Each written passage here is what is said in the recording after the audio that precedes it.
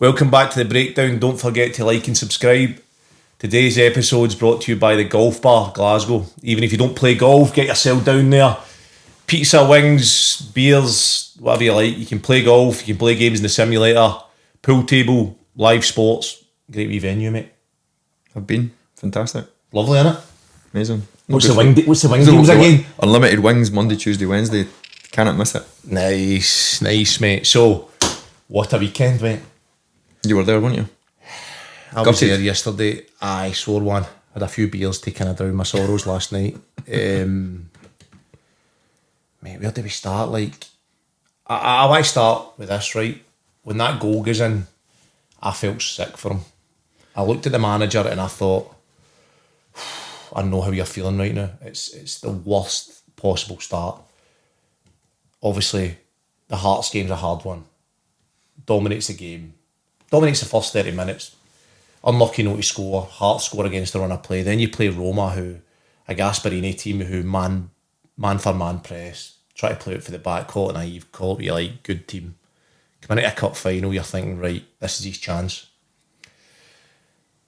Tom, I go for like thinking the guy needs time, and now I'm thinking that's 12 days he's been in the job roughly. A lot's happened in that 12 days. It feels like about 6 months. And I think that it could be time up, mate. I don't know how he comes back for it. That's my whole thing. And I know that's going to be a deal out saying, oh, time up's only 12 days. My feeling I got standing on that plinth just behind the dugout was I don't feel there's a connection. So there's no connection between the fans and the board at the minute. There's a bit of disconnection in the club, right? But what was running alongside that was a connection between Martin O'Neill and the fans and the staff. And the few ex-players that he had, obviously, in his staff. And the players. Now I feel like that's disconnected and it needs to be sorted quickly. Where did they go? So I had a few messages for Rangers fans saying that they feel the similarities are very similar to Russell Martin. And when you look at that, hindsight's a wonderful thing and you didn't get it in football, but they're saying 3 games is enough. I'm like, come on, is that what we've come to? 3 games? Is that really where we're at? Like, I think the humble part and the professional part, you feel for him, don't you? It's never nice to see anyone suffer. The cameras, when they go to him, he's had the tactics board part, he's had, as you mentioned, the difficult run. He's now had a real... John Sutter's let his dogs out. Got a couple of wolves next door. Big John getting fit, chasing the dogs about the garden. So...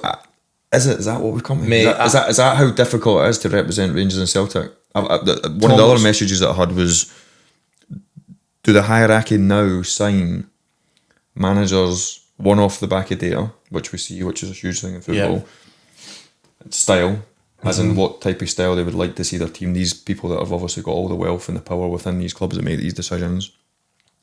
So here's one for you. Is style the fundamental behind what you would hire if you had the power, a manager for Celtic or Rangers, or would you go on somebody that's got local knowledge, tried and tested, experience, knows institutions, without trying to push you into what I think? Yeah. Or would you just go off somebody that's potentially got a good style, that might be quite exciting, might be doing quite well in a totally different league? This league, this Scottish league, all from, they're so unique, aren't they? Aye, so obviously, ideally, you've got a guy that's got his own style. He knows what it's like to beat Celtic and Rangers, and he's man management, and he knows how to motivate players and give them confidence, and he's authentic because that's how you believe in somebody and have a trust in them. But obviously that's hard to get all of that. So I think you're asking me what I think the main thing is. The main thing for me is man management. And I don't think the Celtic players, and I'm only saying what I saw yesterday, I don't think they trust the manager. Now, do they trust his system? No. Do they trust him as a person? I think you gain trust in somebody by winning games and by listening to every sort of interaction they have with the media, they have with the people in the club, with every other player, what players are coming down to the change room, what the manager say to you. Every single thing is being judged by players. And I don't think the players, I think it's clear to see, they don't have the confidence or the trust in the manager they know. I hear him before the game, 2 games in a row now, and he said, I'm not nervous, or you yesterday said, I'm excited. He was terrified. And I would have been, a human being, you're a Celtic manager going to a cup final, you're not excited, Tom, are you? Am I jumping the gun? Am I only taking... No, but I think you need to take the emotion out of it in the respect of, like, fans are fans, they're desperate to see the team win, and obviously the narrative of what you say is always more judged off the back of a poor result, i.e. hindsight. You then think, like, if he had said that and Celtic had won the cup yesterday, probably wouldn't have then looked too much into his notepad yesterday instead of the tactics board, but then you start to then obviously search for answers, the bits that we're going to touch on, the formation, the style. Like, I feel really sorry for him in this respect. That, like, when I was on the gantry at Ibrox, I looked down a few times when Russell Martin was going through the difficult time that he had. And the fans were on his back, and he looked lost. He had the weight on his shoulders, and it did have made me sad looking down on him. An unbelievably privileged position to be in, and I almost feel as though, like, I cannot see whatever this guy says or whatever he does, whatever style he plays, even if they go on a run of games and they win a few, the next disappointment, a bit like Russell Martin, you just feel as though the narrative's never going to change. So you think, it's like what you're saying there, they're not going to win the next 8 games in a row, are they? I can't see it. Nah. A normal Celtic team, an Ange Postecoglou team, even a Brendan Rodgers team, in recent years have been capable of going and winning 10, 12, 15 games. Or going unbeaten for 15 games and maybe winning 13 of them and a couple draws in there. I cannot see the quality within this Celtic team under this man's leadership that Celtic are capable of doing that. So where do you stand on, do you think he should have kept it, the same formation? Well, not even formation. I was a big vocal on Martin O'Neill, in my opinion, sits top of the league. Obviously, I know Hearts have played since our last podcast. Obviously, won against Falkirk. Obviously, have beat Celtic. So the points, obviously, if you went back to before the Hearts game, Celtic had a chance to go top of the league. Hearts have obviously now played another game with the cup final. We've now seen the cup final. I think Martin O'Neill genuinely has Celtic at the top of the league in a cup in the bag. Why? What do you think? I just think his edge and the thing that's really, really important at a club like the style, the man management part, the feel good factor, the players no question him because he's a big personality, a big character. So you're talking about, like, players, but we all do, don't we? Like, even like at lower levels or even at youth team level. Like, when players start to get to 17, 18, I've worked with players, like, they know the game. They understand what they need and what they want. And if you're more than anything, no, mate, bullshit. And if your clarity is no there and you're no on point with it, and they didn't believe you, they're not coming along with the ride. They see through you, and it almost feels like, I know it's easy to go and pick a clip of, I'm going to give Callum McGregor a handshake at the end, and people make too much of it or whatever. But it's a worrying thing that you've got really, really good players at Celtic who weren't hitting all the heights that they're more than capable of doing under Martin O'Neill, but they were winning games. They were finding ways of getting results, and you've now got, my naked eye just told me yesterday, you've got Liam Scales playing balls into the box, and he's in the left wing area, who's probably been Celtic's best defender. Celtic are vulnerable when the ball turns over, as so are Rangers. He put a few nice balls in though, didn't he? But he also hit a couple out-for-by kicks. Do you know what I mean? It's like, a Callum McGregor, who we've seen score brilliant goals, most notably the St Mirren one late on, taking that responsibility, that personality, that drive, that desire to make sure his team get over the line in a difficult moment. He's like lending the ball to Liam Scales to run 30, 40 yards of the pitch. The thing about me in yesterday's game was, like, Celtic had like 60% possession or something, roughly 63%. I expected it to be closer to 70 odd, because St Mirren want to sit back. They look comfortable, St Mirren. St Mirren want to sit back in their half and defend their box. There wasn't long enough spells of that. I think it was the last 20 minutes of the first half, you've seen Celtic lift the intensity a wee bit, and they had a couple of efforts in goal without being brilliant, but it was just like a normal performance you'd expect. I just think that there wasn't enough domination and control in the game, never mind anything else. And I don't think it's systems. I don't think it's, well, I say I don't think it's systems. I think there's clear reasons within it how it can be better, but I think deep down the players don't believe in what the manager's saying. I look at Maida yesterday. Maida's playing number 10, right? So Celtic play 4 in the midfield area, which straight away doesn't suit him. Doesn't suit Maida. He's not a 10. He's not 10 straight away. So he's not a 10. So either the manager's not told him instructions of where to be, or he's just naturally reverting to type. Okay, so when you play 4 in the midfield area, why do you play it? It's to dominate the midfield against St Mirren's 3 or against anybody who usually plays a 3 in there. Majority of teams will play a 3 in there. So you put 4 in there to dominate the central area. That allows you to control the game. What I saw yesterday was Maeda standing up here as a striker. Now all of a sudden you've got 3 versus 3 in the midfield area and you can't dominate the game. So I think his positioning was poor. He should be standing in there. There's a bits of evidence in the second half where he came into this pocket. I don't know if the manager spoke to him at half time, because when you stand in that pocket, you all of a sudden attract a centre back in here, and then spaces appear for your striker and you disrupt their back five. But when you start standing up against there as a striker, they can then sit there back in their back five and they're comfortable, and you get 3v3 in here. We spoke to Steve Robinson after the game, and he says he wasn't happy with the end of the second half, so what he did was he get his 2 strikers to mark the outside centre backs of Celtic and Bacchus to lock onto McGregor. So as soon as McGregor got it, so it was leaving Trusty in possession and Celtic just couldn't get any control in the game. Also the 2v2 thing, mate, for me. Leaving 2v2, so if the ball's going down this side, they're going man for man at the back. And you've seen they get tortured yesterday. Man for man's just... Sometimes it would be 1 for 1 because the striker would go in here, it'd be 1 for 1 like that. The third goal comes for 1 for 1. A midfield runner or the wing back Declan John ran on, goes through. You can't run 50 yards. It's painful to watch. It is painful to watch. And brilliant for St Mirren, but the fact that Liam Scales is probably, in Celtic fans' opinions, been one of the key players for Celtic this year. He's grown and grown and grown. I do believe, even though it's off topic a wee bit, a Carter Vickers makes a Trusty and a Liam Scales better players. Yeah, he's a massive miss for Celtic, massive. But I think Liam Scales has took that role on. Listen, I might be totally wrong. He maybe really enjoys playing in the position that he played in yesterday. I think Liam Scales looks really uncomfortable being in that. But you're also asking probably your most aggressive, also probably your best defender, who's the best at recognising danger. He's 30 yards away from his own halfway line when St Mirren have got 2 battering rams who are brilliant players on the counter-attack. Yeah. Really, really effective. And to me, that's like, I think it's really hard for the manager not to take criticism for scenarios like that happen, because I think it's quite an easy fix that a lot of the problems that Celtic endured yesterday running back to their own goal come off the back of the way he sets up. So what's interesting for me is Celtic's, he's been in 12 days, it's 3 games. Celtic's best spell within the 3 games for me was the first half an hour in the first game. Against Hearts. Aye, and they should have scored. Maeda should have scored. So what does that tell you about how, as time goes on, they're getting worse? I feel there was a lot of players on that pitch yesterday looking like they're not as fit, they can't run as quick, and I don't think they did look a bit leggy.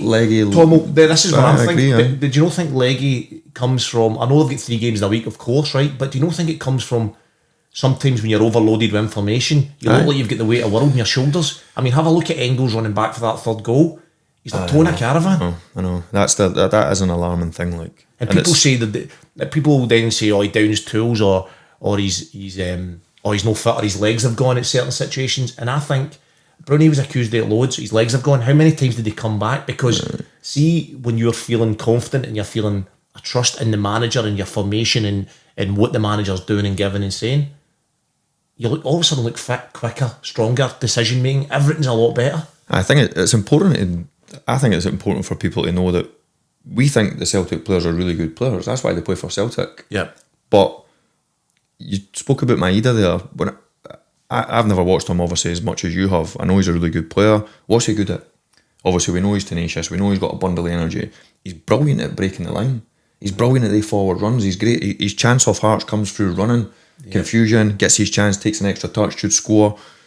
I think Maeda, like, how much energy he's got attacking the goal, yet all of a sudden a new manager comes in and he's asking him to play in a role that, by the way, is a real key role, what you've just described there. Yeah. Trying to dominate the ball. If he is as loose as playing a wee bit higher, I think most striker players, and I might be totally wrong, always try and threaten the line. Yeah. It's a natural thing. We've seen it with Kyogo, always playing on the shoulder. You've seen it with like people like Ali Griffiths. and Alfredo Morelos when he was at his best, always running the channels, always threatening behind, always making opposition players run back to their own goal. Celtic didn't have that now. Yeah, so that's what I would say to Maida. I would say, don't you come to feet. I thought, why? Because it's not good at it, you're just going to give the ball away and start a counter-attack. Just go behind. So it goes back to, is he adapting, which I think you need to do, and is he also asking players that are really good players, but asking them to do roles that they're really uncomfortable doing? And that's what that to me is the obvious error that he's come in. I fully appreciate coming in with a new style, all the ideas in the world, but the harsh reality is it's not working. We've seen them now concede for set plays twice, one against Hearts and again against St Mirren. Like a team like Celtic, there isn't that many teams that should be getting changed at set plays. When you look at the set play yesterday that comes in, your heart's in your mouth thinking, who have we got picking up? There's Trusty, there's Scales that are willing to head it. There's Ralston potentially, he's not the biggest, but he's playing centre back, so you want him to go and head it. Tierney is, I suppose he'll get his body in. Of course he is. He'll get 4, and then they've got 5 or 6 at least. And they're a big team. Hatate's not done well enough for the goal. No, he needs to get his body in and do much better. I just think he takes his goal brilliant, doesn't he? Doesn't he do it about that? And I think he's a terrific player, Hatate. I really do. But he's also one that I think he gets starved a wee bit of. I think Callum McGregor's the best player. Yeah, bar none. You can see McGregor's trying to take on instruction and listen. See when Celtic in their best spell yesterday, the manager shouts him over, shouts McGregor over, and then shouts Engels over, and you're thinking, there's more. I'm almost like there's more information, and it doesn't need it. My humble opinion of Callum is that whatever role he plays in, he knows how to play his role. Yeah. Probably better than the manager. Yeah. Probably better than any Celtic manager. It doesn't mean that a certain manager wouldn't want him to look slightly different out of possession. Maybe not want him to be as deep. Maybe want some a wee bit higher. But Callum McGregor knows his position like the back of his hand. Yeah. Yet, even though he's playing a similar role under this new Celtic manager, I think of Callum McGregor being the one that dictates play, speeds it up, slows it down, wonderful left peg, great imagination as a footy player, playing people like Hatate into the wee tight areas, Engels into the tight areas. He's now asking, opposition teams are good enough to work it out. You just mentioned Stephen Robinson there. Leave Trusty on it. It's not disrespect for Trusty. Who do you know wanting the ball? Yeah. Callum McGregor. Yeah. Yeah, we've watched Callum McGregor dominate games for the last decade. Yeah. Because people find it hard. Because to me, he's almost, listen, I might be totally wrong, but it looks as though he's, one, getting too much information, but also asking to play maybe a more disciplined role that's got less freedom for him to go and find the ball. And it's affecting the Celtic team because I think the front players, if you ask them, who do you want to land on the ball to play that key pass? Callum McGregor. No Liam Scales. No Trusty. No Ralston. Yeah. The problem is Callum McGregor's getting marked. People. But I think he's good enough to get away from that, Mia. I don't think you can man-mark Callum McGregor. Yeah. And stop him. I think you'd find a way. So if we go back to that, actually, it's interesting because when they mark the outside centre backs, there's Celtic's formation there. Sorry. So when they leave Trusty on it, I think it's even more important that Maeda is in that gap, because I think there's an example. It's about 60 minutes where he steps in there and Trusty plays him, and it's too far for Fraser to come. But when Trusty's left on it and that's his picture he's seen, there's nothing there for him. Well, the normal thing you would reason why obviously... Maeda, or a 10, either pay Maeda a striker or you play an actual 10 there that wants to come off and actually be in the half turn. You're bang Because then McGregor can be picked up or locked onto and that's fine, but then your centre back can play through. That's why you've got a 4v3 in there. And they're good enough that even if Callum McGregor's getting locked on in that space, Charlie, if Maeda is the out ball and let's just say it's Bacchus or it's Gogic, when you come into that area, if he's doing half and half, that's not enough against Celtic. Yeah. Because Callum McGregor would get turned into, or he would get laid soft and he'd be able to flick it around the corner. So really, it can just be a personnel thing. But I also think, if I was St Mirren and I was Stephen Robinson and I was that back five at St Mirren, I would be delighted if Maeda was playing at 10. Aye. Delighted.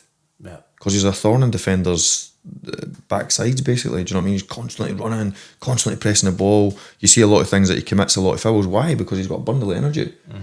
A bundle of energy at 10. And a 10 position for me is a profile like Hatate and Engels that can play on the half turn, they can receive it, they can play, they can shift and shoot. It doesn't mean Maida with loads of time cannot shift and shoot, but he's just got a totally different picture as a football player. I think he wants to run forward. Yeah, and I think the sub, as soon as any actual who has started the game well comes off, I think you put Maida up there and you bring McCowan on. Aye, I agree. And McCowan, to be fair, I thought come on with probably a point to prove, and I think he's a real good player, but same again, a natural 10, someone that can play in front of the ball, he can receive it.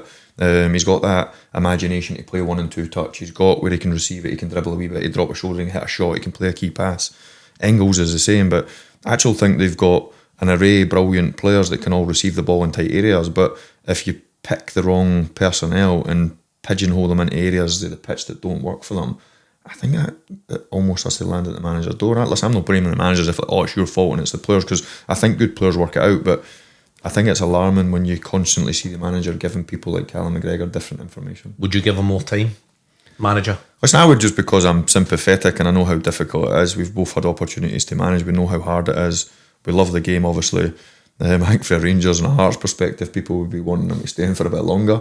But I do think, and I did say it in the podcast, I do think he will be fine. The problem is if this guy's coming in at pre-season and he's got 20, 30 million to spend and some players are out of contract and he's got a big wage bill to look after, can he manipulate the squad to sign the right players that play in his style? 100%, because you're at a big club like Celtic. At this precise moment in time, I cannot see how his style works.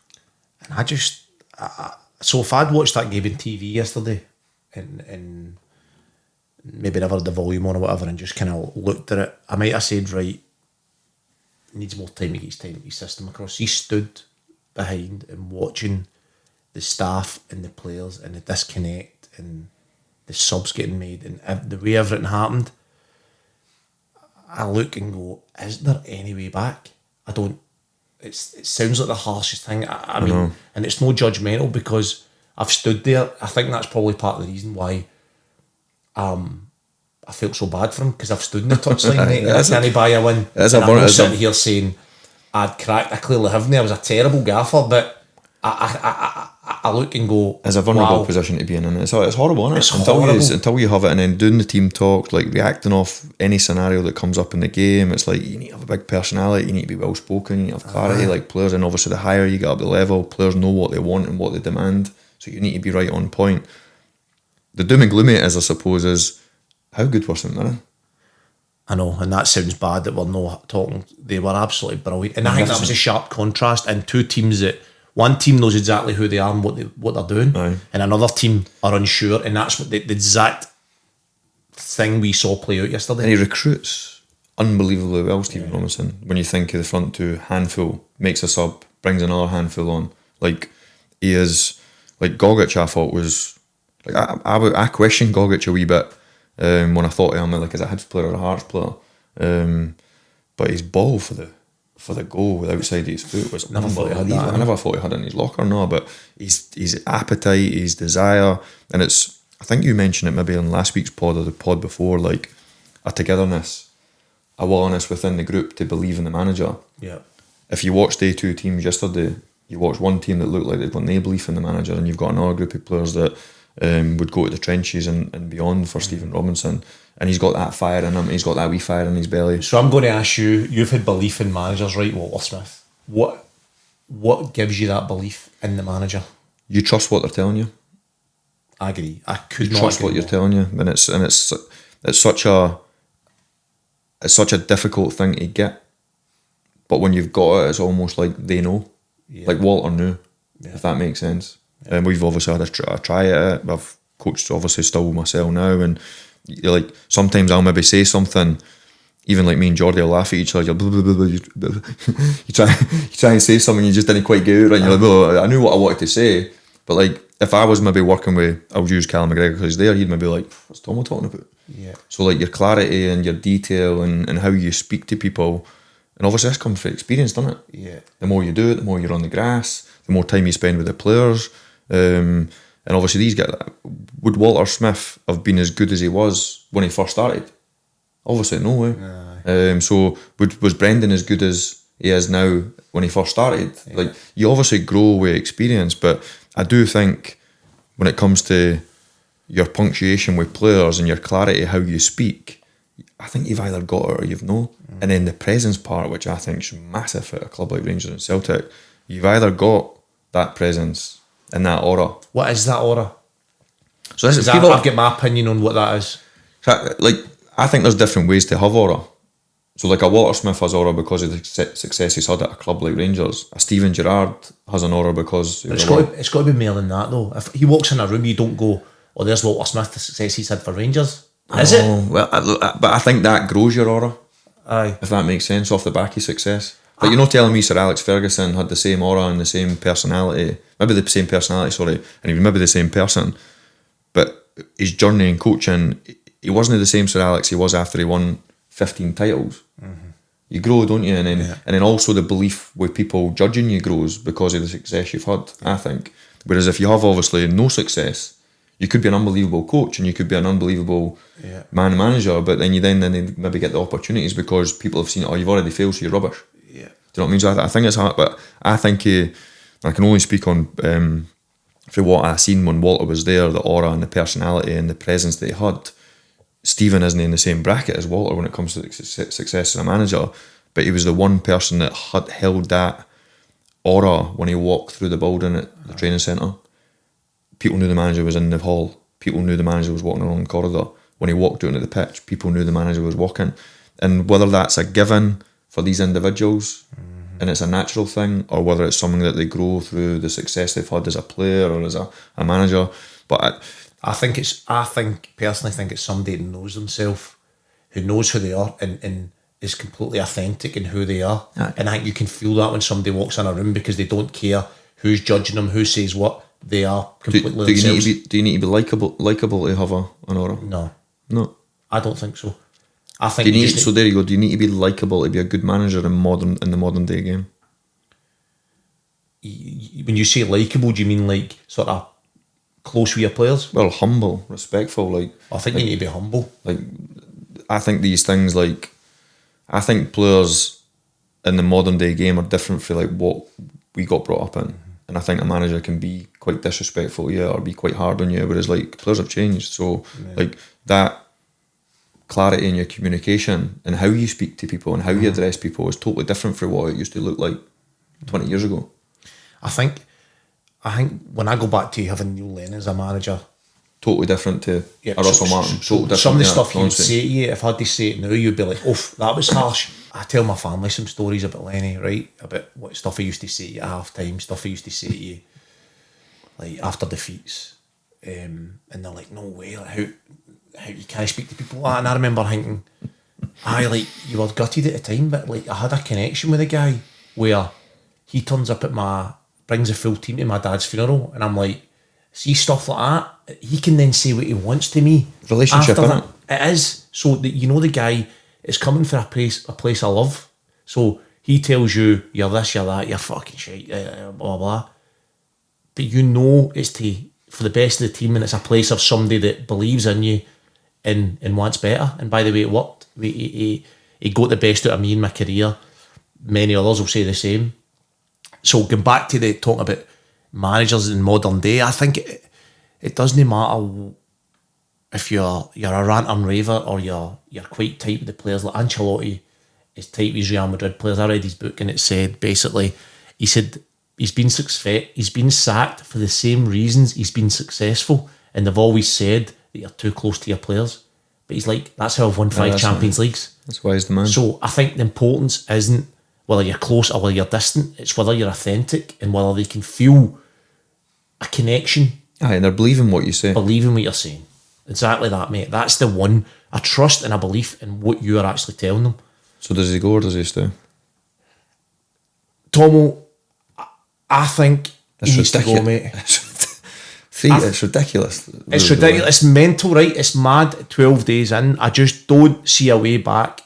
I actually feel sorry for the guy, and I don't know how he recovers the relationship with his staff, his players, gets the fans on board, all in a quick space. They played on the United Wednesday night, Celtic, tough and game. I cannot see them getting a result.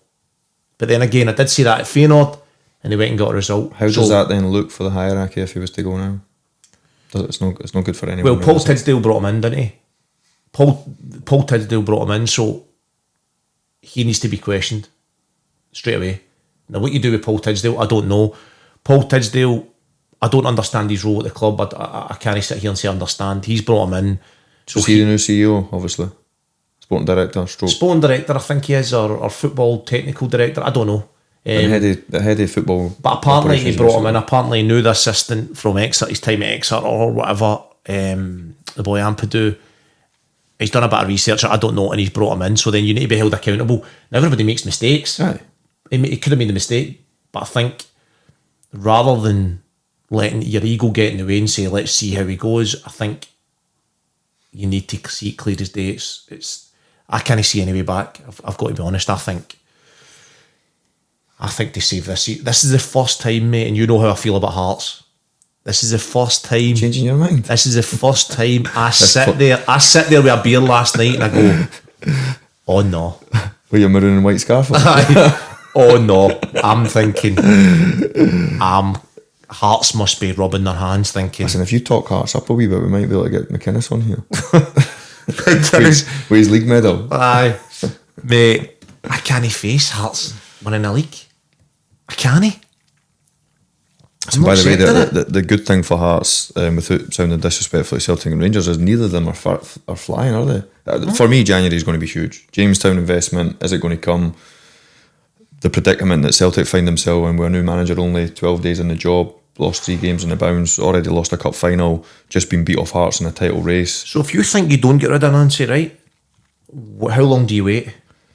Well, the hard part for me is there anyone, a Dermot Desmond, these big power guys, I know Peter Lawwell was obviously a big influence, like, I don't know how it would work in there was rumours that when the Americans had crisis chats with Russell Martin that he had to change his ways a wee bit, and obviously Russell adapted his formation and style slightly, in my opinion, maybe a bit too far down the line.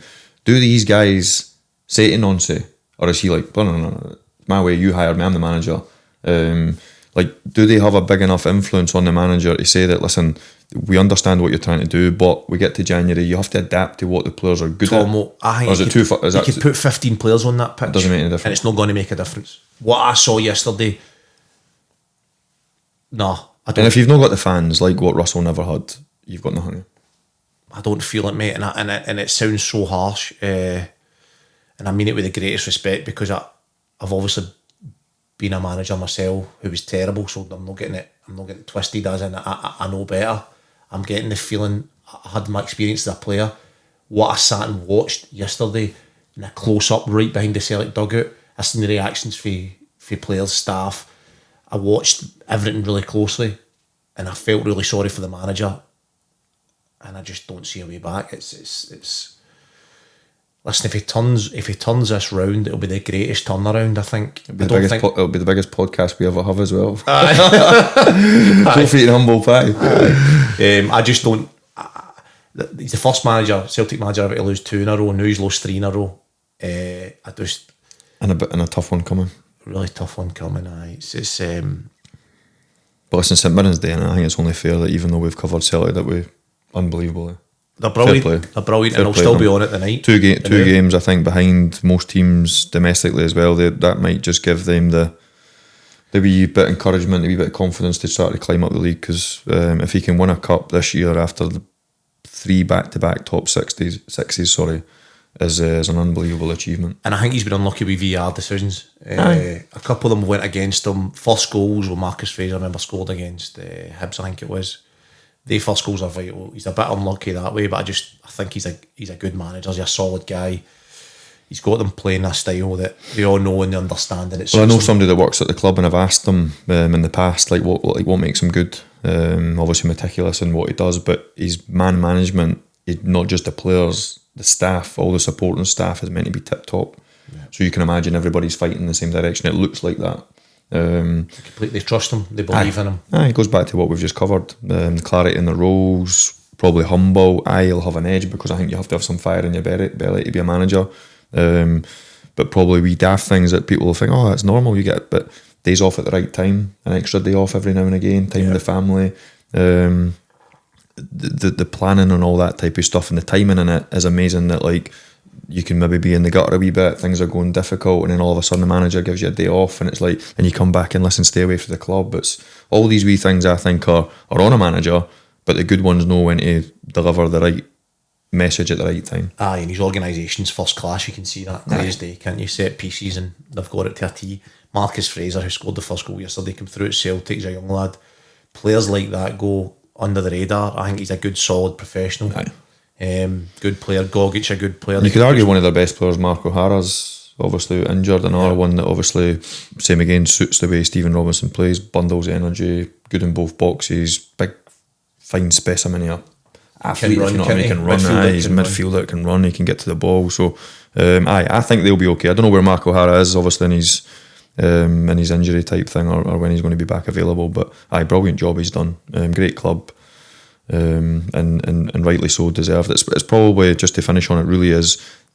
It's probably the one time and especially in a cup final, and the whole surrounding of the game, the manager. First opportunity, 12 days in the job to get his hands on silverware, what it would have been a brilliant start from, is how lacklustre Celtic looked and how comfortable St Mirren looked in a cup final. I said to Steve Robinson after the game, that must have been the most comfortable you felt, because I'm looking at, as a Celtic fan, thinking, Celtic only scoring here. So he must be the manager, stood there, and I understand he's in the kind of hot seat or whatever, he stood there and there's a lot of pressure. But he must have been like buzzing. He must have been buzzing, thinking this is done. He did say that they turned on at 3-1 in 89 minutes and went, surely we can't mess this up for you. So, yeah. But you know how good Celtic are, obviously, and in the flip of, like in a blink of an eye, anyone can score a goal, whether it's a bit of magic or whether it's just a bit of sustained pressure. But it's no really kind of putting the boot in itself. It's just obviously what we see. I would expected a normal Celtic team to really be putting the gun to St Mirren's head late on in the game to try and either get the equaliser to then obviously then I'm thinking if Celtic scored at 2-2 they'd go on and win. Yeah. They're playing shots for 25, 30 yards. Like there's no... Lack of imagination, no ideas. Here's one for you, right? Really. How many shots in goal do you reckon Celtic had compared to St Mirren? They were only a few more, weren't they? St Mirren had 10. Celtic had 6. 6 to 10, was it? That's mental, innit? Mad. That's just no right, and that's how I saw the game. It's no great. But enough of Kane and Celtic, mate. Let's Kane Rangers. What about Rangers? Ferencvaros. I don't know if that's how you pronounce it, but what did you think of that game? I actually thought, listen, the goal comes through actually a couple of mistakes, done it, a couple of technical ones, trying to play for the back, get caught on it. Eventually Conor Barron obviously gets a wee toe on it, help it around the corner. They then good pass out obviously from one side of the pitch to the other. Perfect area for Gassama to exploit. Obviously a wee bit of luck, second phase, but an unbelievable finish from Miovski. And then you're thinking, oh well, we've got their noses in front, tails in front, but and I sent you obviously a couple of screenshots, didn't I, like how vulnerable Rangers are really when they turn the ball over.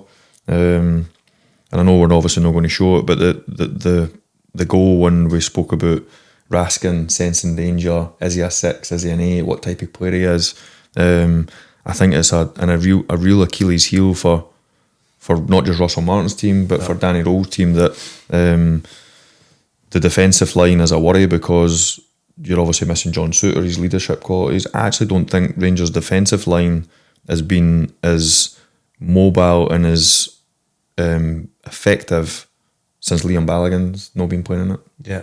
I think he's a huge miss for the success that he had. Technically not the best football player, out and out defender, brilliant in both boxes, happy to go and press the ball and squeeze in like what the modern day teams want to do, but having the recovery speed to then get back the pitch. Really mobile. Obviously carried his injuries, wrong stage of his career, getting that wee bit older, but who is the next Liam Balogun? Because John Souttar's totally different. Yeah. We've obviously talked about Jaga and we've spoke about Fernandez, but one of the biggest, and it's not because I'm a midfielder, Conor Barron I think's making a huge name for himself. He's looking good, isn't he? He's becoming a real good player. He's becoming one that the fans are really starting to appreciate. Nico Raskin I think is a brilliant player, but at the moment I feel as though he's lost. I don't think he can actually sees fires out. I don't think he senses danger quick enough. Ferencvaros' first goal. The goal. Yeah. Kenny gets attracted to the ball. There's no danger in the middle of the 6-yard box. The two centre backs are there covering. There's danger coming at the back post, but the cutback is the danger. And he naturally, and it's that split second we talk about. Listen, I've done it a million times myself. I was certainly not perfect, but if he holds his position and senses that the people that arrive in the box is the danger, I think he intercepts that. I don't think Rangers have had a player of that ilk since Ryan Jack. I think Ryan Jack was the one that, a bit like a Scott Brown, that could sense that danger in a lot of the opposition attacks that you get a bit flustered and you have to sprint back to your own goal. You've done it a million times as a defender. I don't think they do have that natural. I think Connor Barron is a bundle of energy, and I think he can get to the ball, he can rat around, but I don't think Nico Raskin has got that immediate sense of danger. Is there a 6 in Scotland that you would sign for Rangers in January? Well, not, but you think he like a Cammy Devlin. And I'm not saying Cammy Devlin is good, but I think Cammy Devlin is that type of player. Yeah. He's just maybe not good enough to play for Rangers or Celtic. But listen, he's sitting at the top of the is? league. I don't know. I really like Cammy, I think but if he was next to somebody that could play. listen, his energy and his enthusiasm, he's and then you think he like a Gogic, who's got that defensive instinct. Somebody phoned in the radio the other day to me and said Gogic for Rangers, and I was just like, no. But you've changed your mind. But then I saw him yesterday and I'm thinking, I don't know, can he do a job? I don't know. He's also can you imagine him having to take the ball out of Ibrox and being a possession-based team? So this is where the next problem comes when you think of these type of players. I think Hearts are, we've spoke about, I think Hearts are doing brilliant, and they've got a brilliant manager and they've got really good players, but I actually think Cammy Devlin is better without the ball than he is with it. Exactly. He's brilliant at what he does. I just don't think that a Gogic, a Devlin, you put them in Celtic Park or Ibrox and you go, right, okay, dictate a game with 60,000 fans waiting for you to play a sideways pass, and they start booing you. Do you know what I mean? But you could then argue that if your Connor Barons and your Raskins, your Diamandis, like would that type of player be a good foil for them? But unfortunately for a club like Rangers, you cannot just have a player in there that can only do one. For Rangers and Celtic, you need to do both. Yep. You need to be able to dominate the ball. You need to be the rat. You need to be able to get to the ball. You need to be able to sense danger. That's what a 6/8 for me is. Yeah. Playing at Rangers or Celtic, I think Rangers have got a hybrid of a bit of both without actually having one that does both roles, if that makes sense. I think Connor Barron can rat around. Connor then will probably be the first to admit that he's getting better technically at playing that pass and playing key passes like a Callum McGregor. He's got the abundance of energy to get the ball back. I think Raskin's got the quality to play that pass. We've seen it at different times, but then he's then not got the sense of danger and the positional sense to put out the key moments. So I do think that if you were to sign a player for Rangers that you wanted that type of profile of player, I think you need to do both. Mm-hmm. Who would you sign for Rangers in January? no names. What positions? So I think centre back, a centre back, a 6, and a full back. A left or right full back? Well, James Tavernier has obviously found himself at the team recently. Max Aarons is obviously. The manager's having Tavernier. It looks that way, doesn't it? He talked when you see his press conference after the game talking about the goal.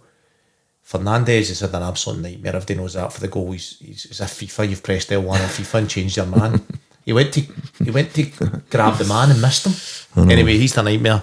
Then Tavernier, when you see the ball coming for the right. Listen, Tavernier's numbers are brilliant, right? There's no question about that. But he's a right back and his job's to defend. I know. Am I right? Am I being harsh on that? No. Listen, I think Tav's a brilliant player and he's been a brilliant servant for Rangers. We've all knew since day one, really, that a more attacking-minded player into like the modern-day fullback. But first and foremost, a right-back's role is to make sure that you protect your backline and you protect your goal. The bit I played with Whitties, your Huttons, you know what I mean, like guys that were brilliant fullbacks, and Witts would maybe be the first to say that he maybe wasn't quite as aggressive and as switched on defensively as like maybe a Hutts. You then have like a Kurt Broadfoot who played right back with me at Rangers, where he was maybe missed the bit going forward, but obviously a centre back converted into a fullback, naturally defended probably a bit more steady than the other two, but then never gave you the other bit.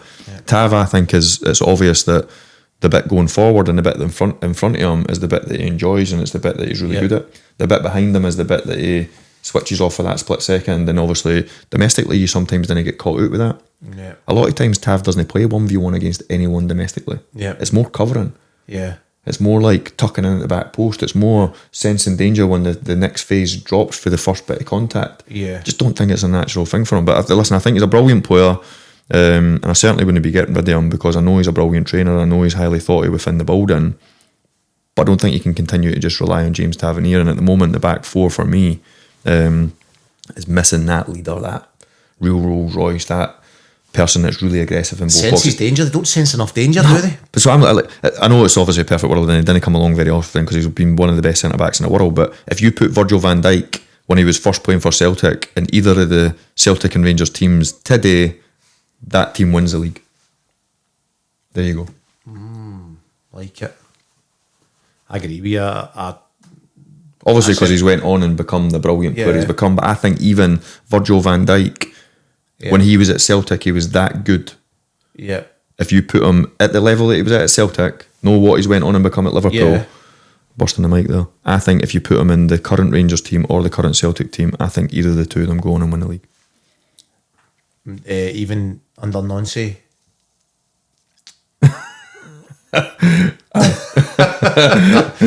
Nah, Van Dijk's an absolute Rolls Royce, isn't he, getting away for that? But I agree. I don't think enough of them sense danger. I think they. Such a dying art, that, isn't it? I know. It's such a dying art. Listen, I've got a boy. I know you've got a boy that played in the academy, and I'm saying to him, my boy plays like kind of like attacking midfielder. I'm saying to him, Jacko, like you have to attach yourself to the team because there'll come a time where a manager will be like, listen, you're a luxury. You give us nothing without the ball. You have to, like, you didn't need to run and crash into tackles, but you have to have an anticipation of what's going to happen. Aye. Am I in the right place to help the team without the ball? It's because they don't show that on TikTok, do you? You don't see a number 6 in a good position on TikTok. Because somebody puts a video up of Messi like looking disinterested, and then all of a sudden he comes alive when he gets the ball. But he's played in a team that's like, for probably the 1,000 games that he's played as a professional, you're talking about like an iconic superstar that'll never be replaced. Yeah. And these kids miss the part that they're not Messi. Yeah. You have to so we're talking about like Maeda's position as an elite football player playing at a brilliant club, an international at a high level, and he's probably not quite sure of the role that he's playing in the team. Yeah. Which is, so how do we then expect a kid to understand that role? But if they want to be elite players, they have to understand quickly what type of teams they end up going to play in and what the actual roles are within that team. So if you're a midfielder, I think you need to understand what a 6's role is, what an outside 8 is, outside right, old-fashioned terms, a flat 3 or a 2 or a 1. You know what I mean? If you're playing the 1, you're like a 10, kinda. If you're playing on the right, you're playing on the left, a 2 6s, like all these wee things. I think if you're a good player, you understand the roles of what you're doing. If you're left and I'm right, I understand your role, and I'm almost doing the same on the right. So how did you get to understand it? Well, one for playing, but like watching and learning. So I used to watch like Roy Keane's, and I used to watch a lot of telly on the a lot of football on the telly. So then I started to like watch midfielder. I used to watch Paul Scholes. I come through an era where like a Darren Fletcher was still playing. I was playing national team, but he's playing for Man United. So then you then start to see like I watched like a Claude Makelele. Yeah. Because I was obviously a CDM, so I watched a Rino Gattuso. So I was like watching these players, like when they lock on, when they stop, when they drop in between centre backs. And what's their anticipation like when the ball's going in the box? Like where are they? So I wasn't watching the ball going in the box. I was watching what Rino Gattuso was doing on edge yet. Did you? So I started to self-teach myself. Right, and that, would you say you learned more for that than you did actually just getting on with the job and playing? Aye. And then obviously you learn on the job, don't you? Yeah. Different scenarios, you play against different players, different profile players. But when I played domestically, I knew what Jody Morris or that I knew what he liked. I knew he wanted the ball, and that's at Mirren team always played as an extra man in midfield. He wasn't the most mobile, but he was really good in the ball, so I could get on tight with him. So like every opposition player that I played against, I knew what they were good at. So then I knew if they could hurt me with the ball. Yeah. So then I had to kind of think of where I was having to be, where they could potentially pass it, where it could hurt me. If they weren't that good on the ball and they maybe needed that extra touch, it would give me an opportunity to maybe go and press. So then I could lock on, I could get a bit tighter.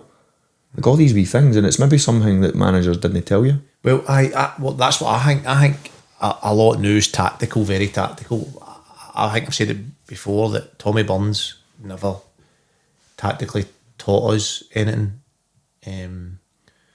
Tommy Burns managed us as people and let us just go and learn on the job. And I think I've never been so thankful to just be able to just go and play and learn. I remember playing centre mid, and I used to watch Neil Lennon, and he would always block the pass into the striker's feet. So I would think, right, I'm a centre mid, I'm going to try and block the pass into feet. But then my midfielder would get it and turn, and the coach would get tight to your midfielder, and I would be like, how can I get tight and shut the ball into feet? And I would begin to learn that if the lines are tighter, like the midfield and defence are closer, then you can do both. You can sort of half read the ball into feet and half get there. And what I'm trying to say is learning on the job is the best way for me. Get in and learn. I know we're not obviously wanting to talk about us, but like I think it's quite important that like my mindset when I was at Rangers, which was a totally different game and a totally different role that I had when I was at Hibs. The game looked different because teams play differently against Hibs as they do against Rangers. But like we naturally played with like a Whit era Hutton when I first joined, a Steve Davis kind of coming in the pitch, and a Hutton and a Whitty would be hitting the byline. That's the type of position they were in. So like a Sasha Papac was really steady. Mm-hmm. So when I started to be like central of the pitch, thinking of when the ball was coming out the box, when it was getting cleared by the opposition, my brain was telling me that like I could gamble slightly more to the right because it would expose me more, because my fullback was a Whitty or a Hutton and a Steve Davis was thinking about scoring a goal. So I was covering off the back of them, knowing that Sasha Papac was giving me that insurance. He'd been a bit more steady. When Sasha was crossing the ball in the box and he was hitting the byline, he would obviously naturally be over a wee bit, but I maybe got caught a wee bit more centrally because when Sasha was crossing it, Whitty and a Hutton would be in at the back post. A bit like a Bonner. So where would you stand in that position then? So well, obviously I would lock on to potentially who was in front of me, but I would also need to think about Davy Weir behind me. Yeah. So my distances had to be good enough that I wouldn't have the manager saying, why are you not up on the edge of the box? Yeah. But also not having a manager saying, why are you up on the edge of the box and it's getting cleared out and you're having to run 60 yards back and Davy Weir's getting exposed. So I kind of self-taught myself a wee bit that when I was edging, when I was on the edge of the box centrally, if Sasha was crossing it, I would be edging a wee bit to the right. Yeah. Because a Whitty or a Huts, a Davo would be in the box. Take cover for them. When we were attacking down the right, Sasha would be a wee bit more tucked in, like the traditional inserted fullback that people talk about now. So that would allow me the license to creep across to the right a wee bit. And without blowing smoke on my backside, I know that I was brilliant at it, but it helped me get into the right position to do that counter press part that we talk about, sensing danger, suffocating teams, allowing me to win the ball back to then obviously recycle it. And it was only because I kind of self-taught myself that there was times where I thought I was never getting there. Yeah. And then when I started to realise and understand that I could creep a wee bit, 3, 4, 5 yards to the right a bit, it was allowing me a cheat mode almost to get there that wee bit quicker. So that then goes to the point of do you think there's overcoaching now at a youth level? I think so, but then it contradicts us a wee bit, me then saying that a Jackson, my boy, needs to understand his role. But so, so this brings me on to this. Do you think rather than a youth team having a coach, they should have positional coaches to teach players their individual positions? And I'm not saying that pigeonholes you at 12 and 13 in a position. That just means that you can rotate the people in different positions, but they're learning the individual positions, because rarely does a team then go all the way through and make it. It's individuals that make it all the way through. Or do you think just leave them and let them play and don't? I think too much coaching and information is worse than none. I sometimes think, I've got quite a strong belief in that, like some of these talented young players probably already know their roles and already have a better imagination, a better football IQ than some of the people that are coaching them. So I think you just have to sometimes take the shackles off people. You can give them wee pointers, you can give them wee bits of this, you can give them wee bits of that. But like some of these talented young players are like, what makes players have imagination off the cuff? No being too rigid by the person that's mentorshiping them. Let them make the mistakes. Let them make the mistakes, let them play. But also, I'm only talking about my boy because obviously he's my lad and I get to see him regularly, but he plays more of a 10. If I was selfish, because obviously you naturally are with your boys, I would like him to play as a 6 at times. You hard on him? Or I'm only hard on him with his effort. Never hard on him when it comes to like I'm making a mistake, I'm missing a pass, or he played St Mirren the other night, won a penalty, never got to take it, had a good chance which he kind of made himself, kind of going and stealing the ball. Goalie makes a good save. Played some. You've not made them dinner since, have you? No, but I just think like, because obviously 10s are a dying breed, aren't they, in the game really? But then people like to jump up a line, so it's like I think you shouldn't overload young players with too much information. That's let them play, let them be say, free, let them learn through mistakes. I think you should allow them to.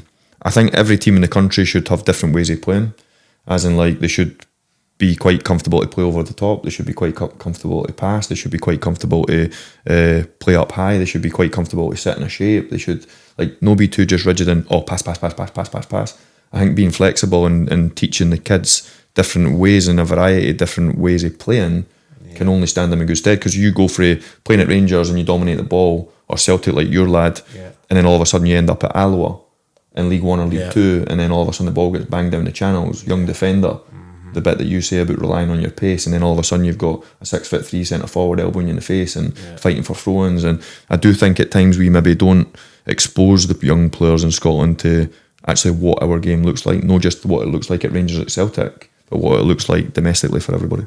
Aye, so I don't know how we going to do stuff here, but back to Rangers, right? Big week. Hibs and night, you at the game? At the game.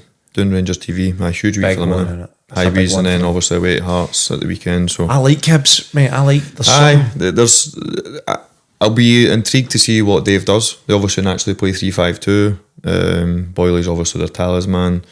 Bowie's hitting a bit of form. Cleege's obviously had to be flashes as well.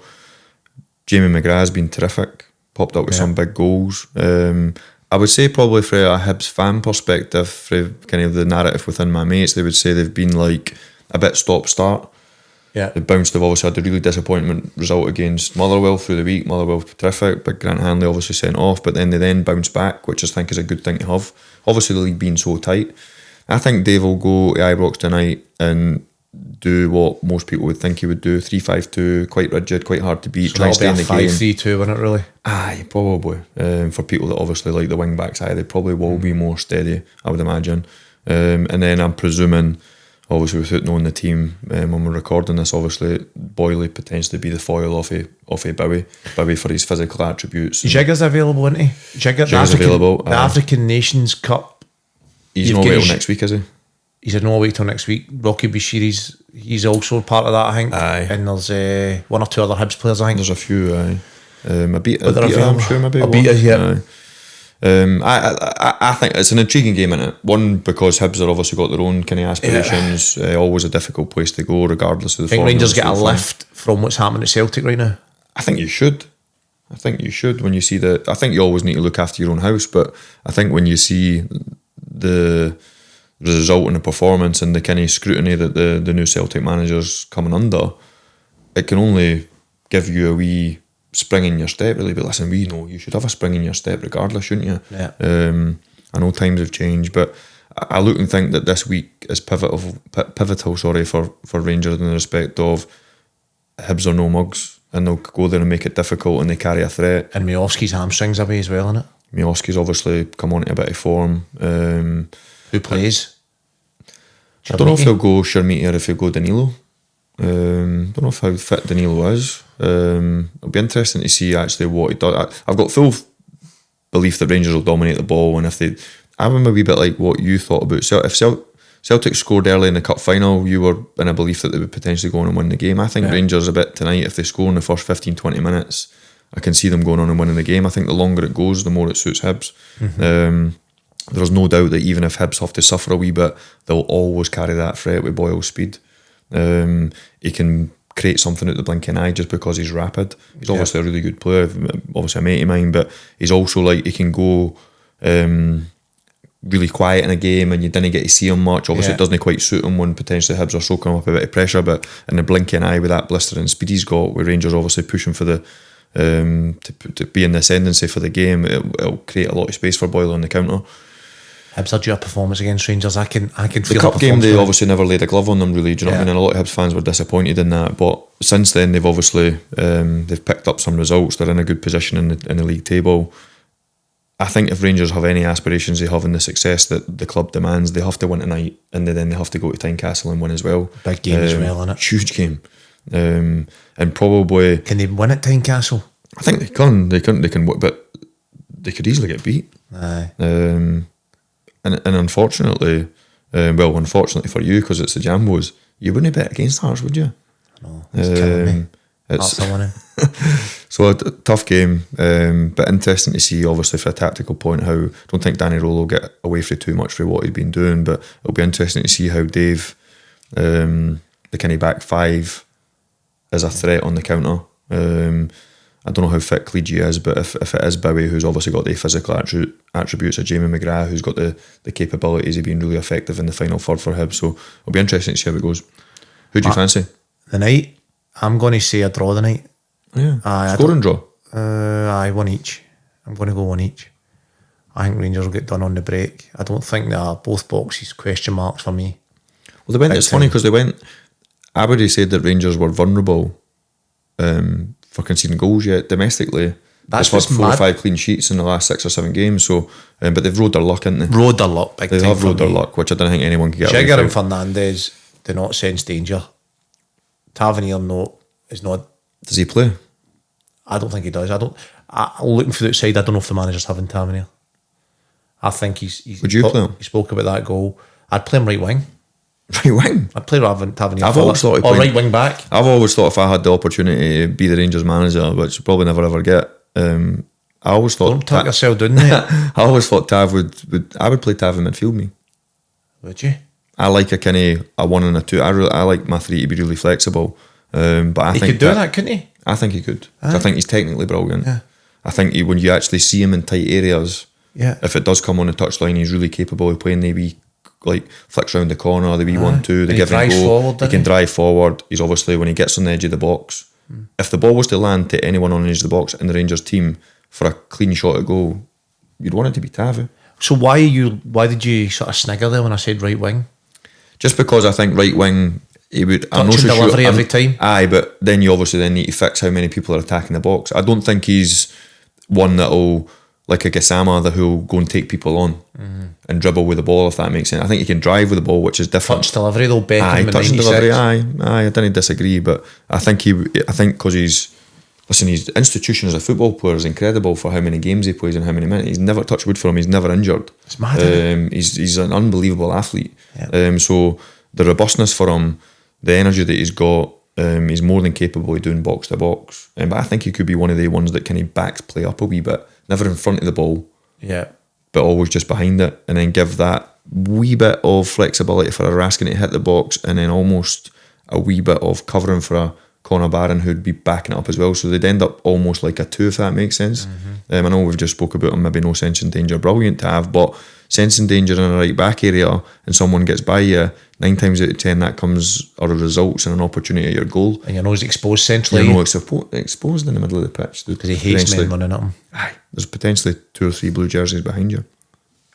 Big week though. It's a big week, mate. It's a big week for obviously, Rangers. Rangers and Celtic fixture just on the horizon as well. I was speaking to somebody yesterday. It's like 4 seasons rolled into one, innit? It's been a mad. Well, mad very season. rarely in the first quarter would you get 2 Old Firm managers get sacked, would you? It's mad. And now Celtic have got one that's probably enduring the same scrutiny as what Russell Martin endured. A wee bit of disconnect with the fans, which was evident at Ibrox, obviously, when Russell Martin was in charge. So it's and then you could argue the Jambos are rubbing their hands, really. Even though top of the league, going under the radar a wee bit, in there, because people maybe didn't, outside the Jambos getting excited, which is brilliant and rightly so. They've been absolutely terrific. Outside that, people are probably thinking that one of the Rangers or Celtic will come strong and they might fall at the final hurdle. As it's going now. They're taking their time, aren't they? As it's going now. The games are obviously, 15, 16 It was a games professional result against Falkirk. They were comfortable, weren't they? Falkirk, penalty or no penalty?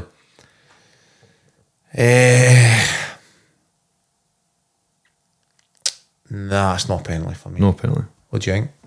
It's hard because obviously, like, the rules are the rules, aren't they? And it's like people would like, if you're against Hearts, you'd be a stonewall penalty, and then somebody else could come up with something else, like the Celtic one that obviously his arms are down there, but then it hits him. He's trying to block the ball, Ralston, obviously, in the semi-final. So it's like, because we get exposed to so much social media and so many different views and angles, I think it's hard. But he's in the letter of the law, I suppose, the way the rule is written, it doesn't look like he's making his body bigger, does it? No. But then he's still sliding across the face of the goal to stop the ball going in the back of the net.